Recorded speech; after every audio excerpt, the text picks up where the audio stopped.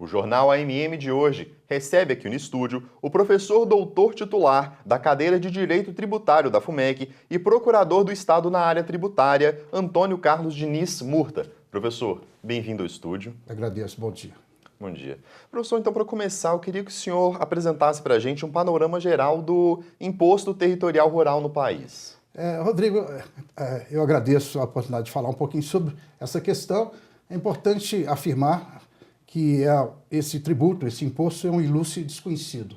Sobretudo se considerar Minas Gerais, um estado com dimensões de um país, né, maior que a maior parte dos países do mundo, e que, de fato, ignora a oportunidade que tem, os seus municípios têm, de fazer uso de uma receita que é absolutamente desprezada.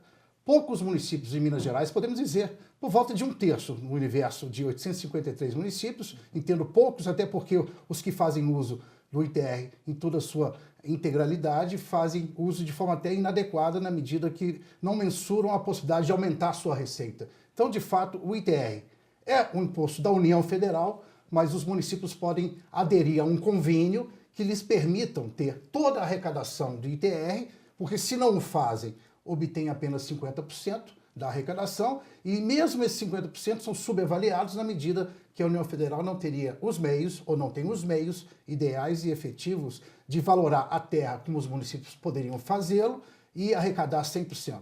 Em outras palavras, o ITR, apesar de ser da União Federal, ele pode ser todo arrecadado pelos municípios e há, de fato, um desconhecimento, uma ignorância e talvez uma ausência de vontade de fazer uso desse imposto, que pode ajudar muito as combalidas receitas dos municípios. Os cofres públicos municipais necessitam desse imposto. Não precisamos de reforma tributária para os municípios, porque esse imposto pode ser muito importante para resolver uma série de questões afetas às necessidades municipais. Certo. E como que eles podem ajudar os municípios? Bem, os municípios, de fato, eles têm que ter em mente que têm que se preparar para obter essa receita e, se o fizerem de forma adequada, haverá uma evolução gradativa na arrecadação, na obtenção de recursos para fazer frente às suas necessidades. É um trabalho de evolução.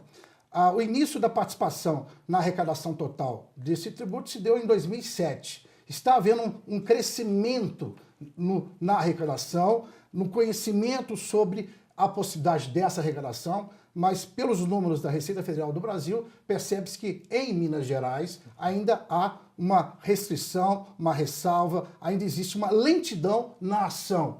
Os municípios precisam se unir para que haja uma ação concatenada, coordenada, para que se tenha uma receita global que tende a crescer cada vez mais. Eu acho que deve haver um trabalho de esclarecimento, de educação, e a Associação Mineira dos Municípios tem que ter um papel fundamental nisso. Aqui é a casa do município e aqui deve ser o ponto de partida para que haja essa orientação.